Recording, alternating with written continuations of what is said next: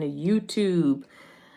This is new for me, but I am always teaching myself new things and I'm always determined to learn new things. And so this is definitely a new platform for me to work on, but um, I think it's important.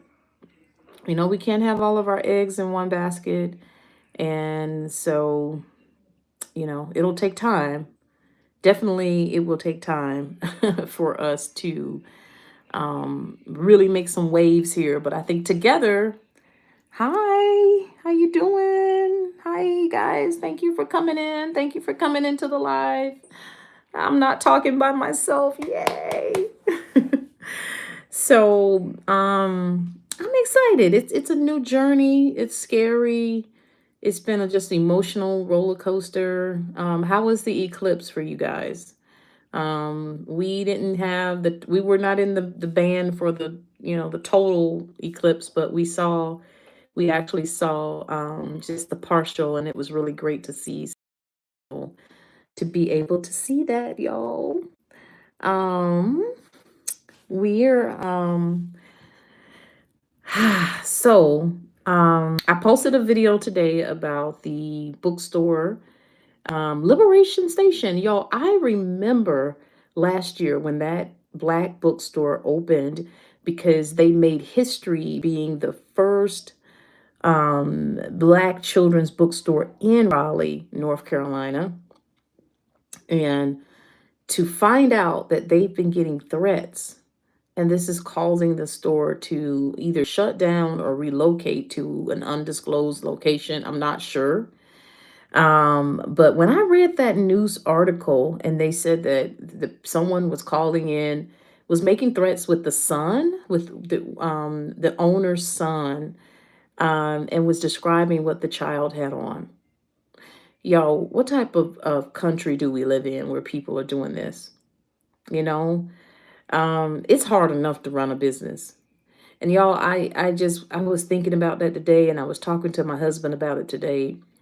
But y'all, it's like we live in a world of whiteness, right? We live in this society that was catered to them, made for them. They never have to worry about anything. If they open a bookstore, they don't have to worry about threats or anything like that, right? It's like we have to not only try to make it and try to, survive and learn the game, and then we got to deal with a lot of times racism. Um, Someone said they were in California. They have all about the eclipse. Um, yes, the land webinar is available. There is a link on my IG as well as my TikTok. So both of those locations have the link for or you could email me. If you email me at Pamela@blackhomeeducators.com, I'll lead you to that link as well. But yeah. Thank you so much.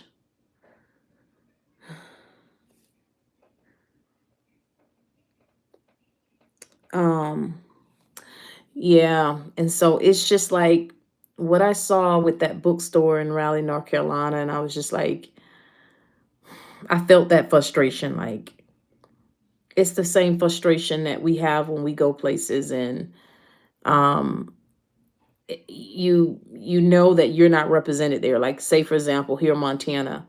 I've been a homeschool mom. I've been a homeschool mom for 15 years, but I wouldn't put my kids into school.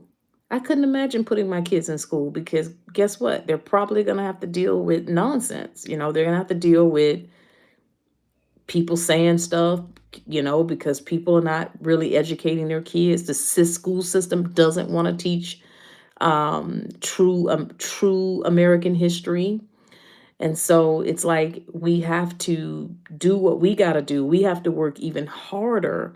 And to me, y'all, that was the results of just everything enslavement, you know. We're still shackled in a lot of ways, economically. If you look at where we are economically, I think they say for every dollar that they have, Black households have 25 cents. And people will look at that don't read books. They'll look at that and they'll say, well, y'all are not working hard enough. Oh, well, y'all ought to do this. Or y'all are just not doing this. That's too easy. That's too on the surface. That's on the surface. When you start reading books, where's my books over here, y'all? I always have my example.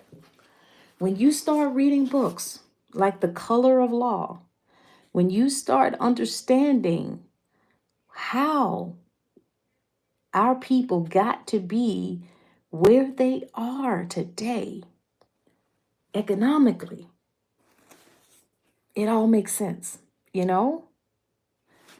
And then to know that banks were found redlining as of 2023. Several banks last year were caught redlining. Redlining, for some that may not know, is basically bank discrimination, where they're not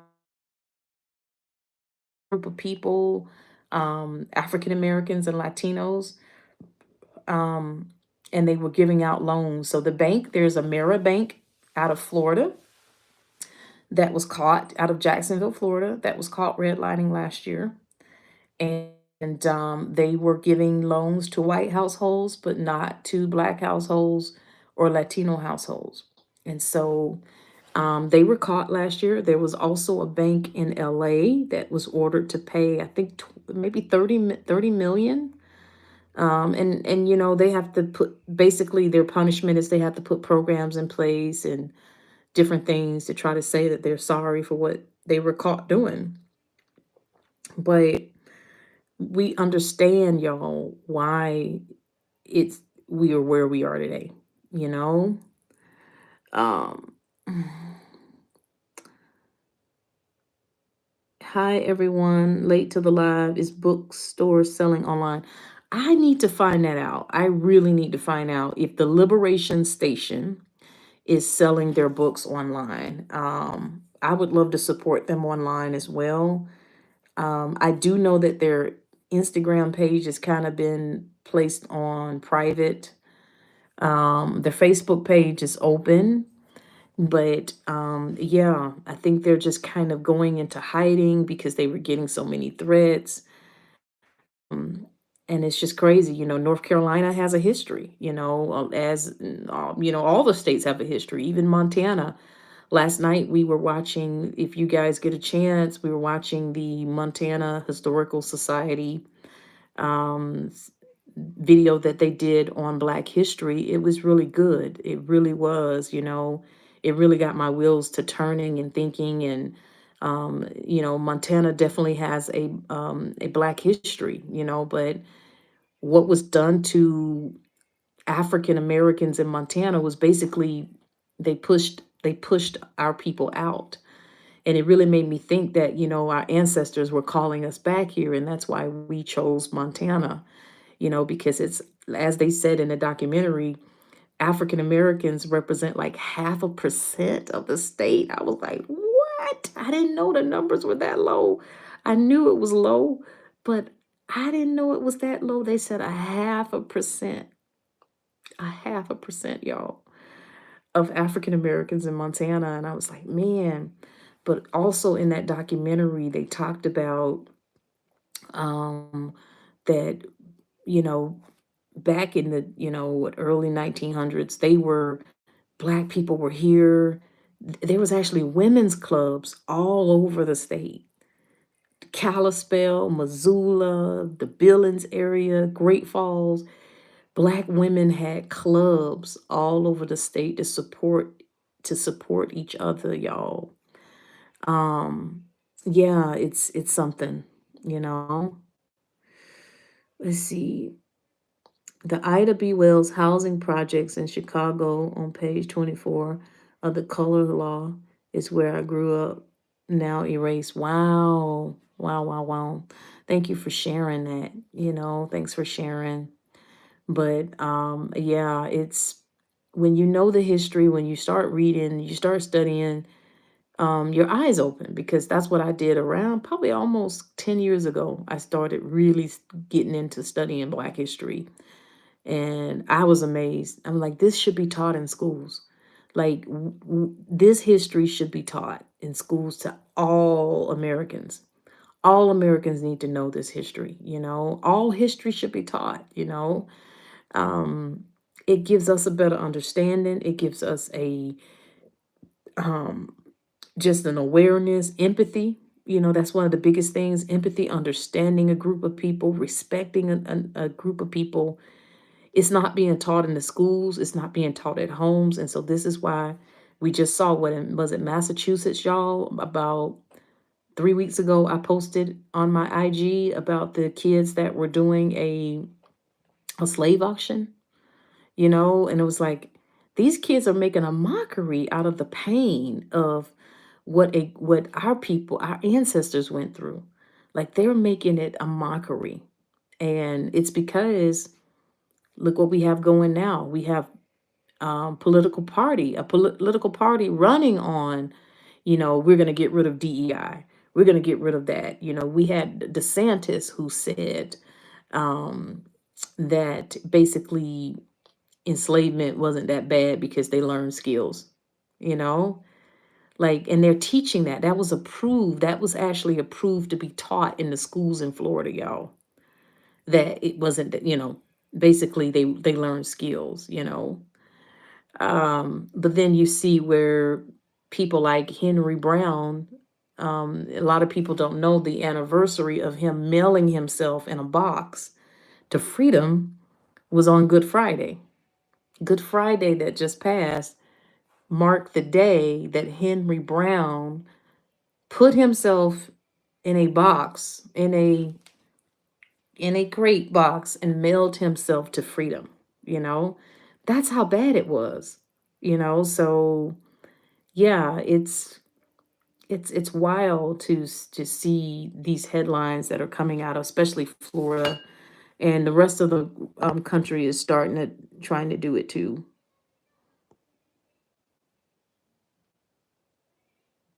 Yeah.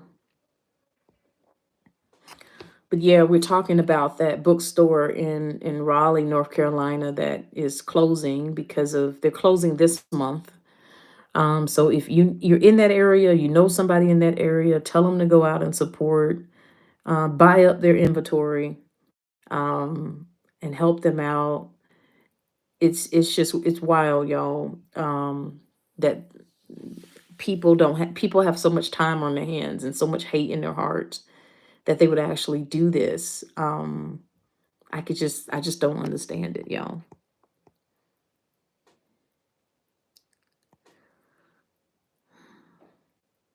Yeah.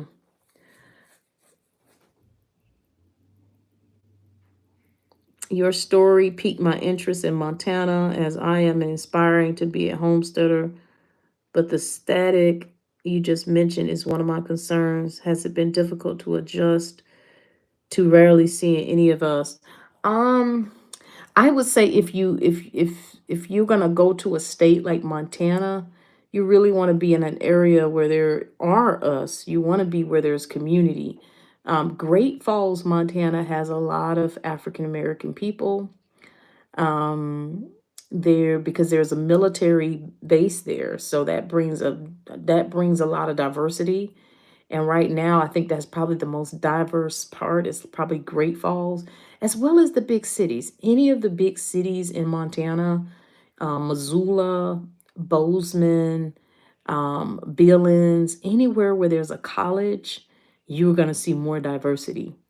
So, like Bozeman, they actually call that Bose Angeles, because a lot of LA people have moved there, or California people.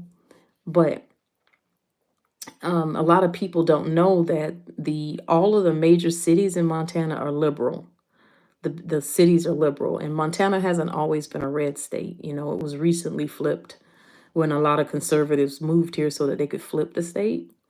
That I guess before it was like a purple state, but all of the major cities like Missoula, places like that are going to be more diverse. You're going to see Black Lives Matter signs and things like that in windows. Not that that's going to mean that this is going to be a haven, but a little bit more progressive minded people in the bigger cities. And you will definitely want to be somewhere like Great Falls, Montana, that has more diversity. But overall, the state definitely is majority white and then the indigenous. But yeah, this is not there's not a lot of diversity here, you know. So you really have to be led and pray and just be led where you go, you know. We were led to Montana and we know that we're in purpose here. And so we're just being obedient to where we were being led to go. And we really feel like the ancestors called us here because I tell you, when I saw that documentary last night, I was just like, wow. I'm like, I think they would be proud of us for coming here because so many of them came out west, you know, because of all of the persecution that was, you know, in the South and everything that they were going through, um, you know, post the Civil War and all of that. So they came out west for opportunities. And a lot of them settled in Montana. And then a lot of people that came here, some people that came here were were the Buffalo Soldiers. So their families were here, you know, and the work that the Buffalo Soldiers did here. So I don't think anybody should run us away from a place. You know, I often get people to say that, you know, well, you guys scared to live like, no. You know, we go to the range, you know, we got a collection. We not worried about that part. But um, I think we should have the freedom to live where we want to live. And I think you would actually be making them happy by avoiding that. It's something because I'm friends with the Malorys. Um, they own 1,000 acres in Colorado, and I don't know if you're familiar with that story, where they had a neighbor that was painting like the N word on their barn. And what it came down to, there was a dispute over the dispute came down to oh my, why am I drawing a blank? Not a covenant. It came down to oh, I wish my husband was here to jog my memory. Oh man, it'll come to me in a second. But there was more so an easement. That's the word. Easement. There was an easement issue.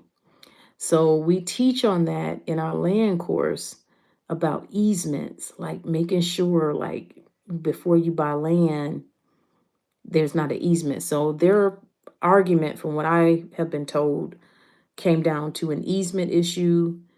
And these people were used to using their land before they purchased it. And so after they purchased it, they thought their horses could continue to come on their property for free and graze. And I think the Mallory's was like, nah. And so I think that's where all of that started. But a lot of you know that I use my platform to get that message out. And you know, my videos went viral on that, and that caused a lot of attention, media, as well as one guy went down there and was patrolling to protect them. But one of the things he said to me, Mr. Mallory, recently, he said, you know, Pam, I have people tell me all the time, like, why did you move out there? You shouldn't have moved out there. And he was like, we have a right to move, like to homestead, and you know, we shouldn't be afraid. You know, they get to do it. They're enjoying life. You know, when I look at my neighbors, they're enjoying the Montana life. You know, so why shouldn't we? Why are we living in fear? There's this post that's floating around that actually shows where the majority of African Americans are living in the country. And even when I flew out to California to be on Tavis Smiley's radio show recently, he was talking about that. He said, "Did you know that black folks are concentrated in the major cities?" And he was calling the major cities, and he was fascinated by us living in Montana. And he promised to come. He said after Black History Month, I'm gonna have to email him because he said he was coming to stay with us after Black History Month was over with. But he was gonna come visit us. But as Mr. Mallory said, he said, you know, he told the people that say that we have a right. When you look at what has been done, y'all, I'm reading a book right now about Forsyth County, Forsyth, Georgia, and how that area got to be so white, and how they pushed African Americans out. Um, back in 1910, we had more land back then than we own now. Right now, Black people only own about 1% of rural farmland in the United States. 1%. That was done intentionally, y'all. As you know, I say it often, one of the largest lawsuits in U.S. history was the lawsuit USDA discriminating against Black farmers. They were giving white farmers loans, but refusing to give loans to Black farmers. And as a lot of us know, what is the biggest welfare recipients in our country are white farmers. You know what I'm saying? They get a lot of governmental help. They were not giving any help to Black farmers, which caused those farms to go under. What has been done to our people has been done intentionally, y'all. It's been intentional. Someone says, that's beautiful. Keep making ancestors proud. Thank you. The Buffalo Soldiers were iconic. Yes, yes, yes. And the work that they did. Um, it was about the property line. Yes, that's what you call the easement. Before we purchased our 46 acres here, I looked at a 20-acre parcel, which I knew that I didn't want it because I wanted to get at least 40 just to make my ancestors proud, because they were promised 40 acres and didn't get it. But that particular parcel had an easement, and the real estate agent told me, she said, your neighbor would have to be allowed. They have to come through here with their cows and their horses and all that. You have to allow them a part of this agreement. There's an easement for them to drive through your property. And I'm like, no, I don't think so. Because with us traveling and all of that, and I'm like, hey, I don't want to see nobody on the land, nobody riding through our property. I don't want no issues, right? So that I knew I didn't want that partial. So this is what we teach in that land class. If you want the recording, let me know. But it's important that you understand that, because that can cause chaos with neighbors if there is an easement issue, and that's what the Malorys were going through. I do believe that's what it was about, an easement thing, which I don't think the neighbors had the right to be on the property. Um, and then from there, the Malorys were being criminalized. They actually arrested, and his wife Nicole, his wife actually filmed how they were. The sheriff and everybody was in on it. In that there was like a little town, little area. They had them on some bogus charges. They pulled them over. It was wild. That was wild. I think this happened early last year or the tail end of the year before. But I just couldn't believe what I was watching. And because of all of the media attention, they dropped the charges. But yeah, it's crazy. Like you see what's happening in Jacksonville. I got to check out what happened today. I haven't, if anybody has actually went and looked up that case with Calvin, the man down in Florida who got pulled over and handcuffed because, according to reports, he had a suspended license. But the cop proceeded to open up this alcoholic beverage he had. She opened it, and she's seen on camera. You can hear the seal crack. She pours it out, put it back in the seat, and then charged him with the DUI. And then she told the other officers and wrote in her report that he had an open bottle of alcohol. That case should have been thrown out. Why is he going before a jury right now? That should have been thrown out. but this is how it works, that good old boy network, and how things work. We have to be so very careful.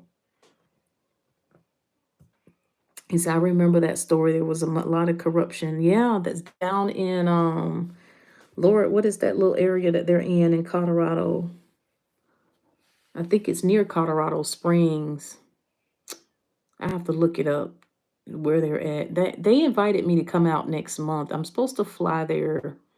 I'm supposed to go out next month to hang out with the Malorys next month. So we have a date set, I think in May, to go out to hang out with the Malorys. And hello from NYC, much love. I saw some of that Colorado story. Yeah, um, yeah, definitely. Hi, Princess Porter, how you doing? Yeah, this is new to me over here, y'all. I'm used to going live on the gram, but hey, this is my new hangout spot now, so I got to get comfortable. I'm learning my way, you know. I'm learning my way, and I'm gonna figure it out. It's definitely a learning curve, a lot more work that you have to put into doing videos, but the Lord is good. I'm good, Yeah, but yeah, the Mallorys went through a lot, y'all. These people spray painted the N-word on their barn. I'm like, what? They had videos of these people like jumping their fence, like they had security cameras. These people were like, they were so upset that they purchased that land because it had been vacant for so long. It had been vacant for a while, and I guess they were used to doing whatever they wanted to do on the land until the Mallorys purchased the land. And she's a military veteran. Nicole is actually, his wife is a military veteran. But yeah, it's wild what they were what they were doing.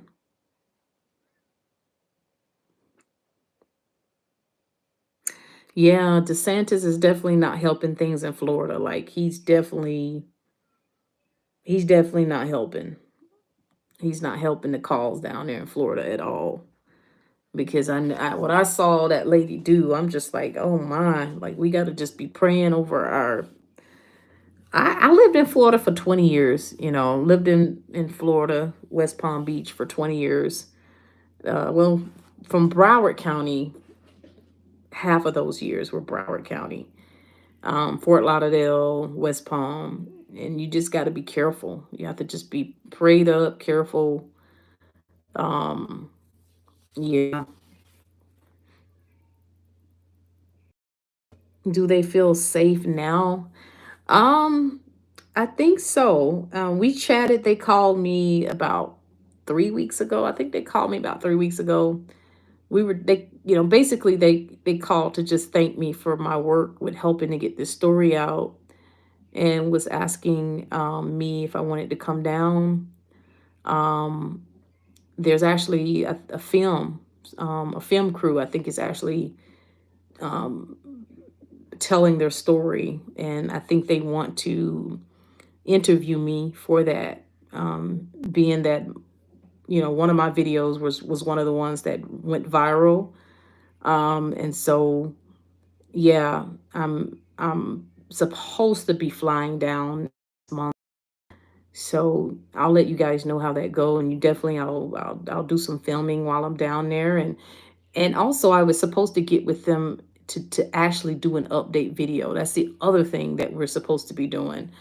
So maybe when I get down there, I could do an update video and post it so they can get a chance to tell you guys what's happening now. To let you know like how are things. I do know that the charges were dropped against them. But yeah, you just think about the Mallorys, y'all. Think about the bookstore, what they're going through with having to shut down their store after just a year. They shouldn't have to do that. Like I said today on my video, y'all go check that out. That really helps it when you can watch it, and when you comment under it helps. But like I said in that video, Running a business is hard by itself. It's already a lot of work to try to run a business. Then you add in racism. Like, you look at that, just like farming. Farming is not easy. What the Malorys are doing down there, they're not only farming, they're trying to process meat. They're doing all kinds of stuff on the homestead. That alone is a lot of work to run a homestead. That is a business to try to have a successful homestead that can sustain your family and be a blessing in your community. And they talked about how much meat they gave away in their community, how much, things they did to help the community, and it's just that alone, y'all. And then you got to deal with all the other stuff. I don't know, guys. It's a lot. It's a lot. They never have to worry about the things we worry about. Like someone just asked in the comment section about living in Montana. Like, they never have to worry about that. Like, they can pretty much go anywhere and be fine. Like, right? We have to be concerned about where we live. What about this and what about that? Yeah, it's definitely. Mm, Forget about cop having body camera. If the public had their own body camera, the police would not get in the way so much. Yeah. Yeah, man, that's so true. If the public had their own little body cams, like, or everybody's cars had recorders everywhere, yeah. And the thing is about that case in Florida, the woman, after she lied and said that he had an open bottle of alcohol, the guy asked about drugs, and then he said, y'all body cameras are on? And they were like, yeah. And then all of a sudden they all turned the body cameras off. They all turned the body cam. Why are they allowed to turn off body cameras? They should not be allowed to turn off a body camera.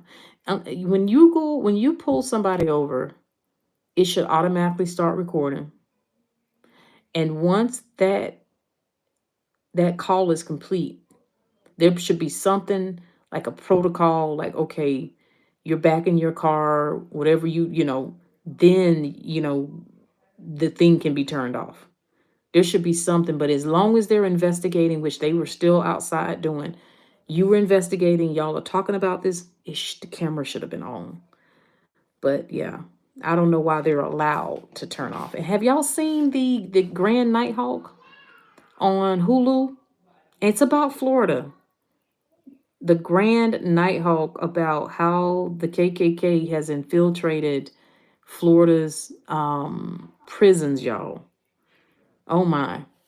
And the statistics of the mass incarceration in Florida. Florida is leading mass incarcerations out of most countries in the world. Florida is a state. There's a website that compared the mass incarcerations in Florida to other countries, and Florida is beating other countries. Florida, the state, is beating other countries in mass incarcerations. That's wild. That's wild. You are doing quite well. Keep up the good work. Thank you. Thank you so much. Thank you so much. Oh, thank you for going to research that. Someone's Jet Set with B said Liberation Station is selling and accepting donations online. Thank you for going to do the research on that. I appreciate you. Oh my, I have to watch. Yeah, Hulu. It's called Grand Nighthawk. It is about a guy. I won't tell you everything, but it is about a guy, y'all, that infiltrated the KKK in Florida. He was pretending to be one of them. He went undercover. And y'all, what they discovered, you are not going to believe it. You are not going to believe when you watch this documentary called Grand Nighthawk. It's going to open your eyes. Your eyes are already open about Florida. And then the response from like the Attorney General's office or someone, they're talking about, oh, it was just an isolated incident. it was just that group of people that were, part of the KKK as a correctional officer in the jail. The guy who filmed, the film crew actually rolled through the employee parking lot at a Florida jail, at a Florida prison. He rolled through, y'all, and the decals on back of the vehicles, the Confederate flags, that skull thing that all of them have when they're part of the Klan, that skull thing, back of the cars. This is the employee parking lot. These are the people that are working as correctional officers in prisons in Florida. Yes, the Most High is revealing Florida. The covers have been pulled back on Florida. The truth is being revealed about Florida. The truth is being revealed. Yeah, it's on Hulu. It's definitely on Hulu. Someone says, yes, I made it to live. Yeah, absolutely. I'm excited to be here, y'all. My new hangout is on YouTube. I got to try to build up over here. It's going to take time though. I was on the ground for 4 years, so I'm transitioning off of there now. So, yeah, they don't even pay you anything. You put all that work in, you put in all that work in over there, and they say you can't be monetized. They told me I can't be monetized because I talk about social issues. They want me to be like a minstrel show over there, I guess. I need to make people laugh or something. I don't know. But yeah, it's crazy. So I'm like, I gotta try to make that switch. So and if they pull the rug from under me under there, I would hate to miss to lose all those people that were following my community, So I need to establish myself here so that if that happens, y'all will already be over here. Y'all be like, well, she already over there. You know what I'm saying? Like, I would hate for that. And people start looking for me like, where did she go?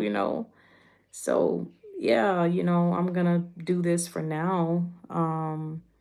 And I'm working on content to roll out here and to be able to share with you guys here. You're spreading the word. Oh, thank you so much. I appreciate that. I really appreciate that, letting people know that I'm here. But yeah, it's wild, y'all. Definitely wild. And again, let me see. Came over here to follow from IG. Oh, great, y'all. That's making me smile. Making me smile tonight. Thank you. Thank you. Thank you. Thank you. Um, yeah. It's hard though, I've been really sad about it. I'm like, oh my God, like, I don't know. Like that just really hit me last week. Like I was just like, these people hit me with a copyright claim. And I'm just like, oh man. And then they slow down my content. Like anything I post on there, it's not getting the views like I used to. They got me in some type of IG jail or something, but where they hold the content back, so they don't show it on the For You page and they don't show it to all your followers either. It's a game that is played over there. It's like I said, it's like a social plantation. It's like a plantation where they profit from our labor. They profit from everything we put on there. And then guess what? If they say they're gonna pull the rug, they pull the rug and every piece of content you've ever made is gone. Ain't nothing you can do about it. They have the little thing where, oh, you can go to court. Go to court with who? You going up against a giant. You fighting an uphill battle. And they make you sign, like when you sign up for the app, you've already agreed to so many of their terms and conditions, but I'm gonna be okay because the Most High is with me. My steps have been ordered from the time I was born. Our steps are ordered. When we start to know that, like nothing no one can do can harm you. you know um Rejection is often redirection, and just trouble comes for a reason. Trouble comes to push you, propel you into that next level. So I think for me, with this spring equinox and the new year just coming in, it is a newness. This is a new season for me. And it's scary. You know, guys, when you do something new, it's scary. And I can remember being scared so many times in my life, y'all. Being a mother, becoming a mother as a teenager, you know, not having an understanding, you know, how am I going to raise this little person by myself, becoming a homeless single mama, um, going back to school, you know, becoming a nurse, scared in nursing school. What if I fail? Come on, y'all. What if I fail?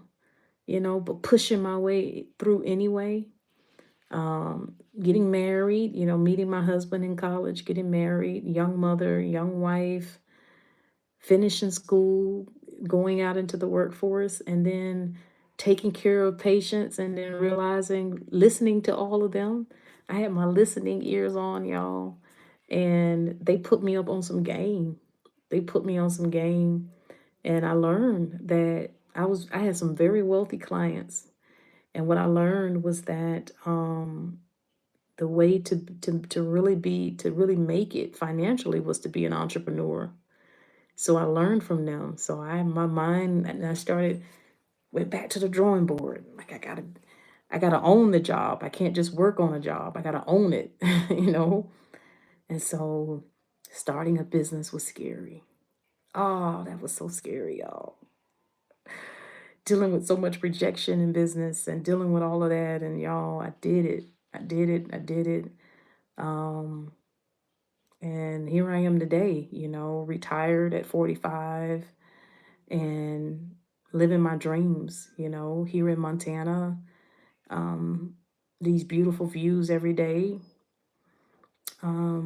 But I do believe God wants me to use my platform, my success, my knowledge that I've learned to help my people, you know, because it's very easy to just say, well, you know, I could just be here looking at the mountains every day, but I really want to help my people, you know. So this is why we teach the land classes.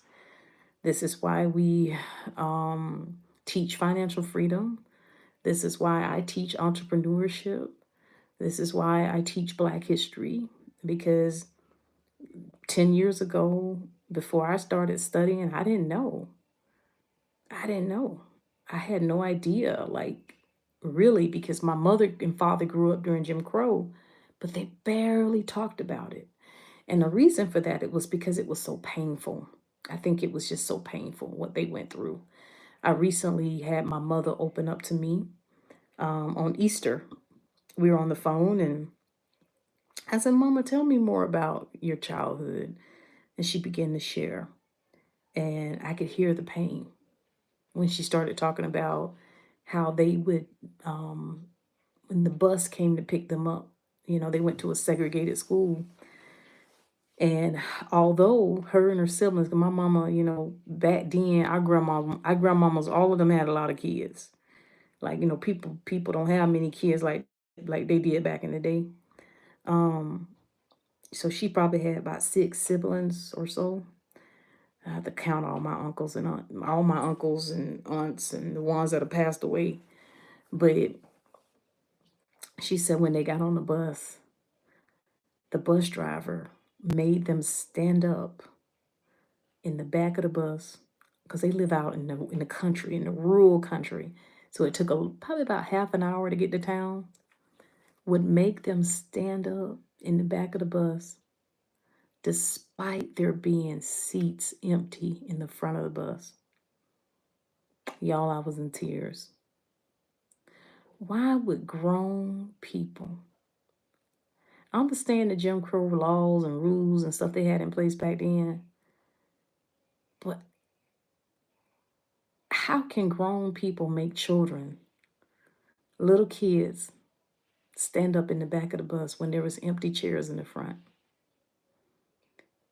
And the upholders of those Jim Crow rules and laws, we have to understand, y'all, that spirit is still in operation today. And not all of them. I'm not saying every one of them are like that, because there are people that are doing the anti-racist work. There are white folks that are calling out racism. You know, I'm not saying everybody's like that. In fact, we've had people here in Montana go out of their way to help us. They're doing the anti-racist work. They're glad that we're in the state. My husband had a white guy pay for his groceries the other day, almost $100 worth of groceries. The guy in front of him said, "Hey, I want to buy his groceries." Um, you know, we've had people that here in Montana that are doing, white folks that are doing the work. So I'm not saying all of them, but we have to understand for the most part, that spirit is still in operation today. Um, but yeah, y'all. Someone said,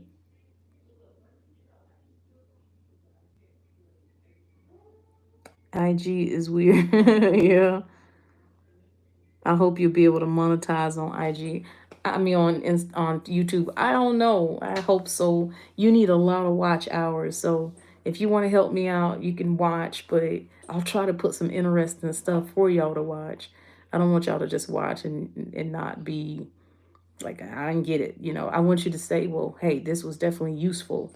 So I'll start putting some more videos out there, y'all. You know, I'm gonna do a video. I think my next one I'm gonna do is I'll share what it's like to live in Montana, like some of the pluses and, you know, the downfalls of being here in the state. But yeah, thank you so much. I appreciate y'all. The next land class is gonna be probably next month. What are we in April? We just got in April. We may do one at the end of the month because the last one was the first of the month. Yeah, so we'll probably end up doing it towards the end of this month. Yeah, you know, we have the recording available, but I do like the live class because, you know, you get to ask questions, and Reggie is really good with listening. He tries to answer everybody's questions. So the live class is really good. So yeah, maybe join us for the next one that's coming up, and I'll be making announcements on that. Yeah.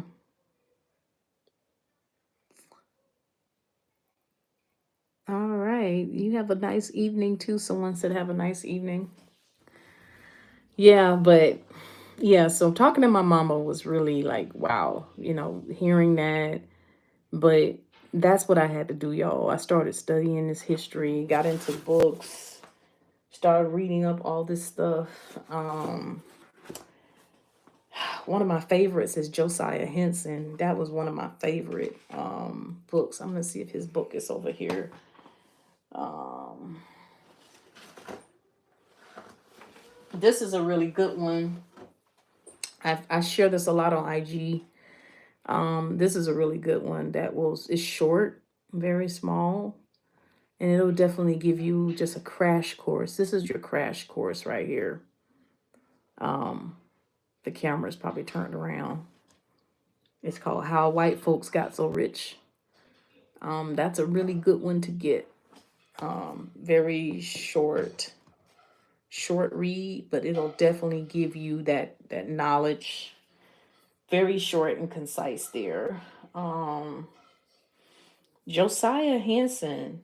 People often call, you know, other black folks try to say Uncle Tom, not knowing who Uncle Tom was. And, you know, that was Josiah Henson, who Harriet Beecher Stowe wrote about. He was an honorable man. But a lot of people, because that saying has been passed down from decade to decade, people say that not knowing that Josiah was a very honorable man. But his story, written by a guy, oh, what is his name? Is it Brock? I think his last name is Brock. But it's called The Road to Dawn. That book is life changing. I always recommend that one. I'm gonna see if I got it over here. Let's see. I got all my sewing stuff here, y'all. I'm just stuff everywhere. I don't know where Josiah's book is.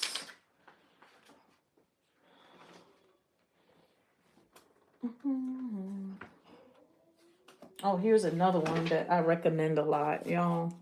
This is a good one to learn all of the lies that we've been told in U.S. history books.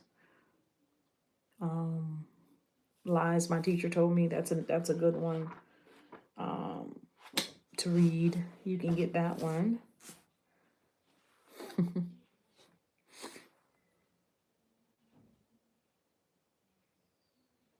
A video on Montana would be great. Yeah, I'm gonna do that. I'm gonna do all of that on. I've learned how to do a thumbnail today. I put a thumbnail in, y'all. I did a video. I talked about the books that is receiving threats, and I went into Canva and I created my thumbnail. And but it said it was gonna take an hour to upload a 5 minute video, and I was like, an hour to upload a 5 minute video, but I'm gonna learn it. I'm gonna learn it, y'all. I am definitely gonna learn it. I am trying to see where his book is, but if you just type it in, um, this is another book here that teaches kind of like the 40 acres and a mule. This is another book that talks about the promises that were made to African Americans on getting land from the Freedmen's Bureau. Um, that's another good one to get to read to understand the history. Um, yeah, but you can just type in Josiah's book. I got books everywhere over here in this corner. I am working on getting my own little shop, y'all. I'm gonna have my own little she shed soon, like a she shed studio. So the the guy that built our house, I was on the phone with him today, and we're going over plans on building my little studio. So I'll have my little library slash recording studio. Plus my doll collection is getting so big, y'all. My doll collection is getting so big. I'm sitting here looking at a little cutie right now, like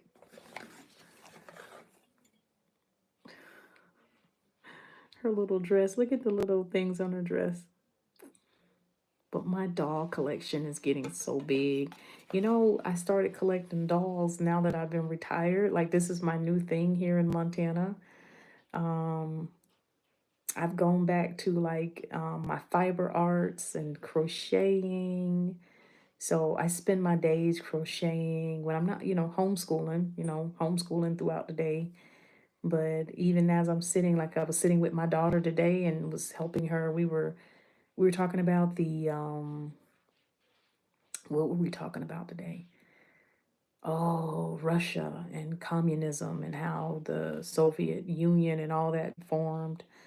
And so I was helping her with a writing assignment. But as I'm helping her, I'm crocheting and but yeah, it's really great to live what they call the soft life after living a very hard life. After the first part of you know and I think it's really good, and I think it's really healing that inner child in me to be able to collect dolls um and all of that. So I love it so much. Like I love dolls when I was younger, and I've always loved buying them for my daughters. I have four daughters, y'all, for four daughters. So I've always loved buying dolls for them, but it was just so great for me as an adult to be able to collect them. Um, because my mom always brought me dolls. I love dolls growing up. I had a fascination with them, so it's great. It's great. I'm really loving that. How is life in Montana? Montana is great, y'all. It really is. Oh, yeah. Someone said the new Jim Crow. Absolutely. Thank you for adding that book to the list here. The new Jim Crow for sure. Yeah, it's a good one. Definitely a good one to understand this system, and how it works. Um, but yeah, Montana's great. Like I'm home most of the time, so I go out to go grocery shopping and maybe taking the kids to different like sporting events or something, whatever they're in. But most of the time I'm home, just in nature, being out here. I don't go out too much, but when I do, I go grocery shopping and back. And, you get the stares, you get people looking and stuff, but I'm used to it now. So I just say they're not used to seeing a black queen. Um, but yeah, it's beautiful here, beautiful. People always ask, well, what made you move to Montana? It's like most of the people that say that have never been to Montana. Like once you come to Montana, you know why we moved to Montana and you understand it. You're like, because everybody, like, it touches you. Like you don't want to leave when you come here. The beauty is, it's just so amazing. The hiking and all of that. We're gearing up for hiking this summer. Um, so we're just very thankful to have the opportunity to live our dreams, because we came here 7 years ago. Our first trip was here for Thanksgiving. We spent Thanksgiving here looking for snow because we flew into Denver and there was no snow. And so we looked all over the country, and the only place that had snow was Montana. So that's how we got here, and we just fell in love. And it's been amazing, y'all. It's been amazing. It's a beautiful place. We got great neighbors. Our neighbors look out for us. Um, yeah, it's good. We don't have no problems. I haven't had any major problems. You definitely had more racism issues in Florida. I mean, we've seen some racism here too, but it's everywhere. Where can you go to escape that? I don't think you can go anywhere, and definitely worse in Florida. For sure. For the next land class, I'll start announcing it. Right now, we just have the recording available that people can purchase. But the next land class, for sure, I will announce it here on YouTube, and all my other platforms. I'll put that out there. Yes, we've seen grizzlies, we've seen moose, we've seen all of that since we've been in Montana. So, yeah, one year we were in Montana, when the moose crossed the street right in front of us. I got that on video. I need to upload that. I think I'll upload that. I gotta find that moose video. It's been some years ago. But yeah, moose, they got real skinny legs. We've seen them. Grizzlies we've seen from a distance, but we've seen them here, from a distance. But the black bear we see, they've been on the land. Like they've actually been, they come here, like they broke into our truck, and then he opened the door to our shed, because we didn't have a lock on the shed. And they have the little claws that they can open things. So they went into the shed and was eating up some food that we had in there. They do that like right before they're fattening up to go to sleep for the winter. But yeah, we learned lessons. Don't put trash on back of the truck if you don't want your truck tore up, because he tore the lining off of our truck. We no longer have a truck lining anymore because the bear went in and helped him or herself to the trash that we had. We were getting ready to take the trash off the next day, and scratched the truck up, and then got into the shed and ate all the food that was on the shelf. And but I was thankful that the bear didn't tear up my other stuff that was in the shed. Like, I think the bear was very kind. Didn't Could have wreaked havoc in there. But the bear got what he wanted. The bear was like, "Look, I came for the food. Let me get my food. I'm out of here." But yeah, definitely bear country here. Yeah. A history of the slave breeding industry. Yeah.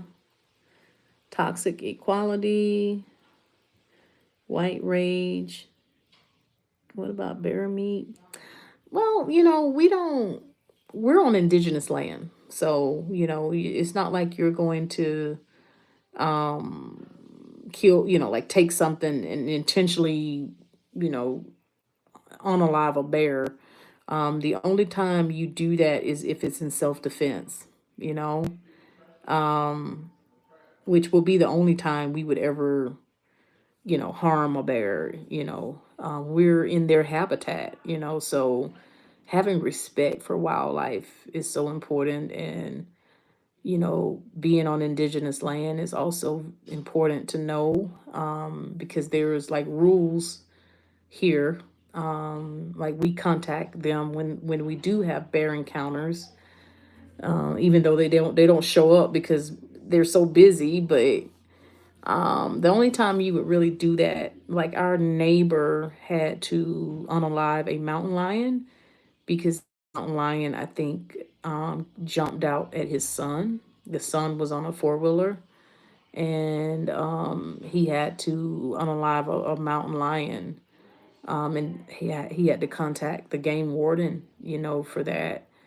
But no, the only time you do that is just really if you're threatened, if your life's threatened, which, you take bear measures, bear safety.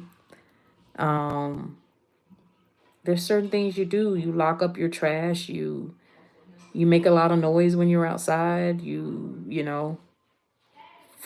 do things to try to. You have guardian dogs. There's guardian dogs all around our property. Um, you know, big guardian dogs, things like that. So you have things in place to kind of protect you. Um, that time when the bear got on the property, those two times we didn't have the guardian dogs. So since then we haven't seen them no more. When you have the proper dogs and things in place, and you don't really have a problem like that. Yeah. The alpacas are fine because the alpacas, people don't know, the alpacas they are herd animals. And so what they do is when they see predators, they get together. There's strength in numbers, and they make a loud noise, letting them know, look, don't roll up. And so that usually scare off predators. Alpacas are very strong too. Like if they kick you, yeah, yeah, they're very strong animals. Bears don't usually come for alpacas and things like that unless they just something wrong. Maybe they are hungry. Maybe they are getting big for the winter. But no, we have never in years. We've been here 3 years with the alpacas. I think almost 3 years. We haven't had a bear or a mountain lion or anything, or coyote. Coyotes are too small anyway. The alpaca would probably would really hurt a coyote, I think. Yeah, we haven't had any problems. Plus, again, having guardian dogs, the guardian dogs will take care of a lot of that. So you got to have like livestock dogs, to protect your livestock. But we also have cattle here too, with the horns, which they defend themselves too if they have to. But they're skittish. They're very scary. Like you get close to them and they're like taking off running. Yeah, they're very skittish, the cows. But yeah, she said black folks need to need to mobilize like the Packers. You right. You right. You are so right. We need to get together like the Packers when somebody attacks one of us. When somebody come for one of us, we all gang up. We all gang up. That's what we need, y'all. I tell you, people come for your own people. I had a lady say to me today, y'all. I had a message on the gram, and y'all, I get, well, before I got shadow banned, I would get thousands of comments a day. So this lady wrote under my post. She looked like us, y'all. She looked like me. She said, now she got Malcolm X all over her profile picture. She said, I don't like Roland Martin. And because he showed your channel, because he showed your channel on his page, on his YouTube, I'm unfollowing you. I was like, huh? Like what? So I can't control who shows my content. And I was just like, Are we okay? Like, are some of us, I really want to know, are some of us okay? Are we really okay? I was just like, Lord, I couldn't even, I responded. I said, sweetheart, first of all, I didn't even know you were here. Like, you, this is the first time I've ever seen you comment under my post. I didn't even know you were here. Number one. Number two, um, what was your goal? Was your goal by telling me this to hurt me? Like, why didn't you just unfollow? You could have felt that way and just unfollow. But what I found is like a lot of our people, they want to hurt you. They want you to feel hurt. And so they say things. But you know, as the saying goes, hurt people hurt people. So a lot of these people are dealing with things. And so they project stuff out, you know? And I thought that was so weird. And she had Brother Malcolm and everybody all over her page. And I was just like, and stop misrepresenting Brother Malcolm. Like, this is somebody that cared for his people, you know? I was just like, oh my God. So she says she's unfollowing me because Roland Martin showed my channel on his show. Roland Martin decided to go to TikTok and get my channel and show something that was on my channel. Because he did that, she said that she don't like him, so she's gonna also unfollow me. I'm like, that is hilarious. I laughed so hard off that. I said, these people, I don't think all of us are okay.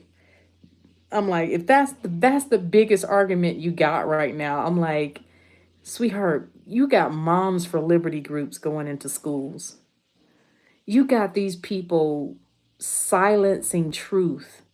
They're trying to ban books. You know what I'm saying? We got so much going on out here.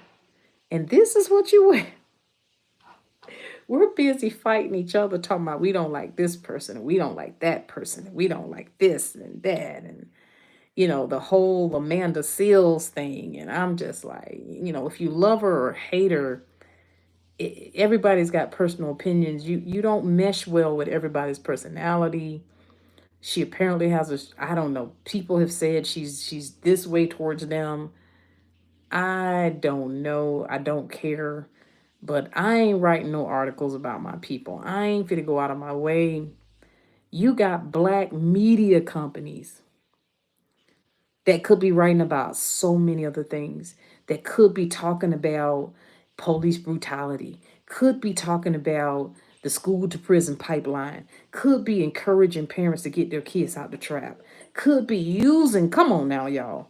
But they was choosing to try to tear down another black woman in a shaming attempt, or I don't know what that was about. What were they trying to gain from that? She's already saying she's blacklisted. She's blacklisted from Hollywood because of, her platform.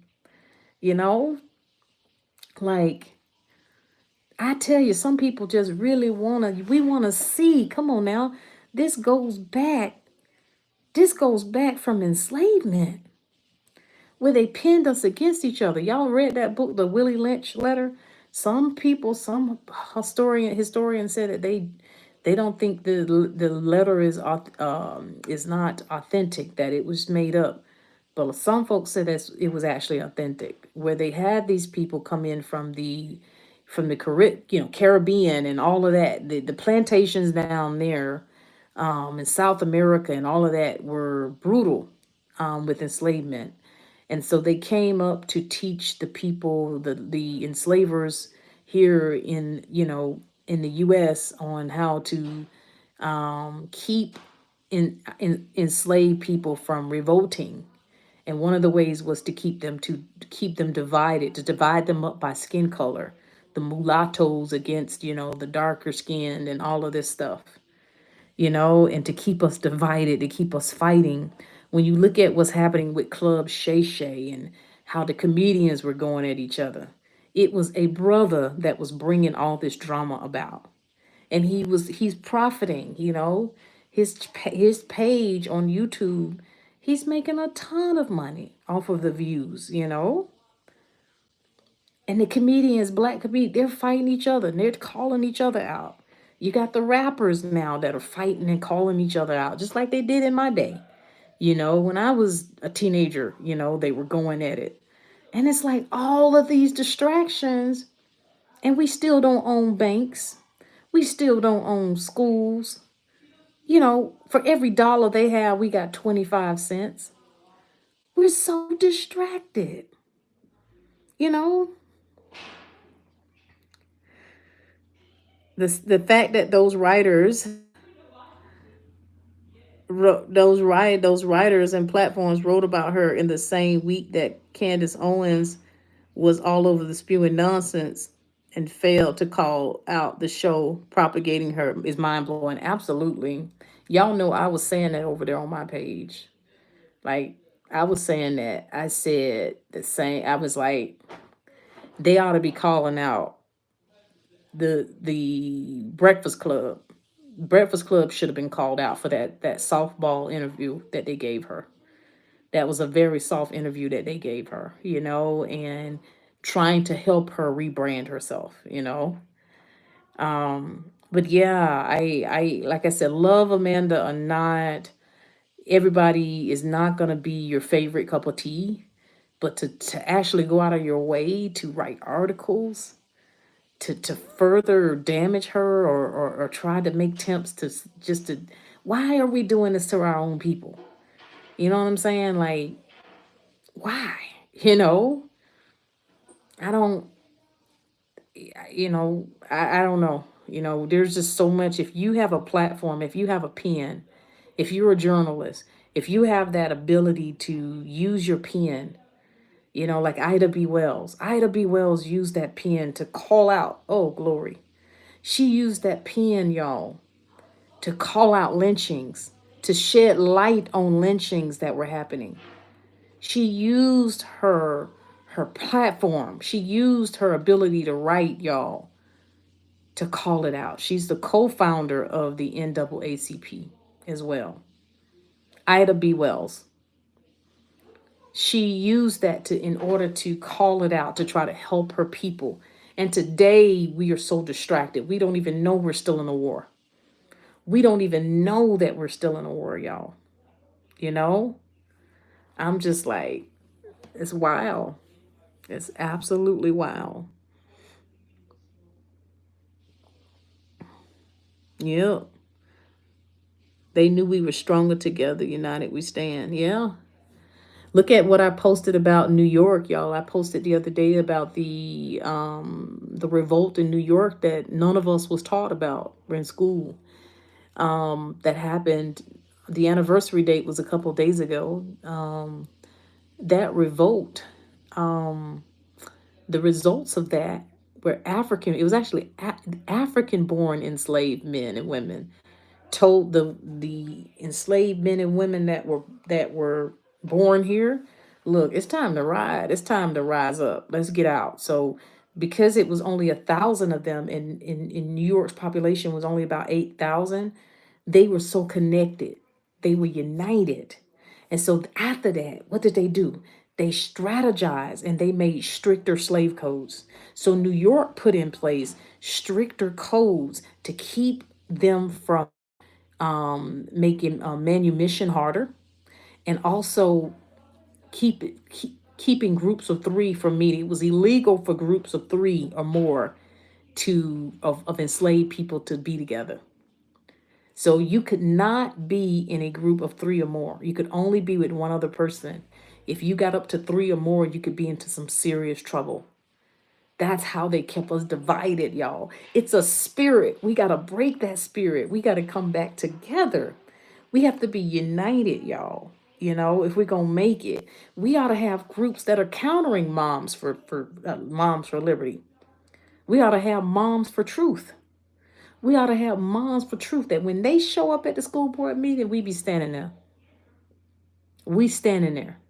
And I bet you they'll go sit down somewhere because they don't know nothing. They don't know. They don't read books. They don't know anything about history. They're doing it because we're not showing up. They're lobbying to get certain people elected to school board seats, just like the woman in North Carolina that I posted about, y'all. I posted about the lady that is running against the Democrat. There's a African American male Democrat seat these two are running against each other. This woman was at the January 6th insurrection, and she's running for a school board position. I think North Carolina superintendent over instruction. She's running for that position. And listen to this, y'all. Her kids are homeschooled. Why is a homeschool person, homeschooling mama? That's like me as a homeschool mama. I've been homeschooling almost 16 years. Why would I go here in Montana and try to run for a school board seat? I don't know nothing about the school. I ain't got nothing to do with the school. Like, I think somebody who believes in that system and people that possibly have kids there would be better suited for that. She's homeschooled her kids. Her kids are not even in the school, you know? It's just like what was the founder, one of the people in the Moms for Liberty. They were the kid, not even homeschooling kids. So that's why it's important to vote. It's important, and that's what we ought to be using our platform for, y'all. I am just really concerned, y'all.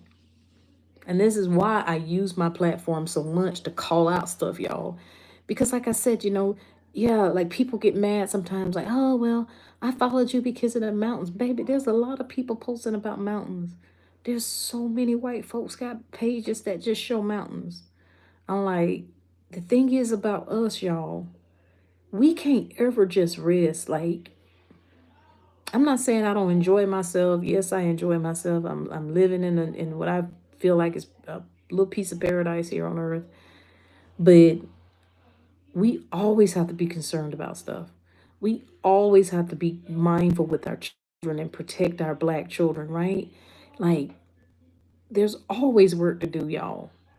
And I'm not complaining. I never want the Most High to think that I'm complaining.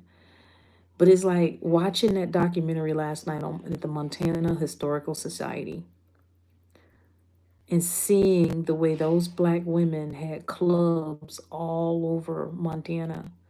I'm like, I feel like I got to take that torch. I feel like the Most High is using us here, y'all. And I just was like, we can't go nowhere and just rest. Like, there's work that has to be done. We have to carry that torch to the next generation, you know?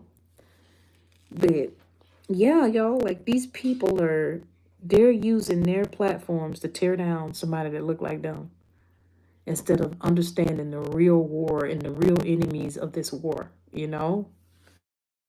Yeah. Only black women are expected to be likable while also being strong, confident, intellectual. I feel that people don't like Amanda because she's unapologetically confident. I love her. Yeah, that's so true. You said that. So that was accurate. Everything you said. Absolutely. You're expected to be confident. I mean, you're expected to be strong. You're expected to be this. If you're too soft, people will run over you. If you're strong, then they're gonna say, "Oh, you're an angry black woman. Oh, you're too this. You're too that." It's like a black woman can't be anything. They just want you to be whoever they want you to be at that time, you know. But you're absolutely right, you know. But they said, "Danged if you do, danged if you don't." You know, that's true. You know, if you're not confident enough, you get walked over. You don't get anywhere. If you're too bold and confident, then you're just angry, you know. Yeah, it's wild, you know. Definitely wild. Thank you guys for liking the live too. Someone told me on my last live that when you like it, it helps it. I don't know. I'm learning. I'm learning this platform, so definitely learning how to go here. Yeah, we can never let up. That's right. You can't. Even in paradise, y'all. I live in paradise. And guess what? I have to have my guard up. I have to know, I have to be aware of things. I have to deal with microaggressions. I have to always be talking to my kids when my kids are participating in things here. We have to always have conversations. Like, it's not like we could just go places and everything is going to be, racism is going to magically go away. We have to always be aware. I have to protect my kiddos. I have to teach them things so that they can understand things and spot things. And, you know, absolutely, you know. And then when you come to a place like Montana, you're like, yeah, man, there's not a lot of us here. So now it's, um, my husband and I, we talk about, should we build a community? What should we do? I'm going to be calling the mayor's office tomorrow, and I'm going to talk to them about seeing how we can how I can start something here, like for African Americans, like to pull us together, to draw us together, to so that we're like all scattered right now. But I'd love to start some clubs or something here, y'all. Like, it's needed. It's needed so bad here in Montana. But I'm not complaining. I'm thankful to the Most High for my health and my strength and the ability, y'all, to the ability to be able to do it. I know I have work to do, and I'm just thankful that I could live here and be able to do work. Yeah, a safe haven. Yeah, we need that. We need a place to bring us together. But I also worry about safety too. You see what happened with that bookstore the place. You have to be concerned about that too. You know, because a lot of these people, they don't have a heart. They parenting, parents failed them, the school system failed them, and you just never know. Yeah.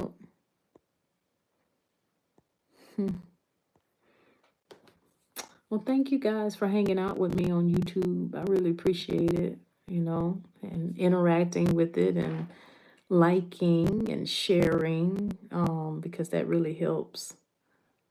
That really helps to grow the channel. I think I'm learning, but I've enjoyed hanging out with you guys tonight. I'll try to do more of these, and when I have time, like my little toddler is in bed now, so she keeps us going, going, going, going, going. Oh, we'll follow you. We love you, sis. Oh, thank you. I wish more of my followers would come over here. Only got like 6,000 people so far, but I think they'll catch on. If they stop seeing me, then they'll be like, where's she at? So I think they'll eventually catch on and find me over here. So thank you for the love. I really appreciate it. And I pray you guys have a blessed night. And I'll continue to work on videos, uploading videos here to YouTube and see how it goes, see what happens, y'all. I follow you on any platform. You were great. Oh, thank you so much. So much love. I appreciate that. I really appreciate that. Y'all are amazing. Well, thank you guys. I'm gonna do some reading. I got this book that I'm reading. It's about Forsyth, Georgia. Forsyth, Georgia, about how they ran all the African Americans out of there. So I need to get that book finished, and then I'll post a review. I'll put my review up here. Maybe I'll come on live and I'll tell you guys. We'll talk about it. Um, but I'll be sharing that. All right, guys. We'll see you soon.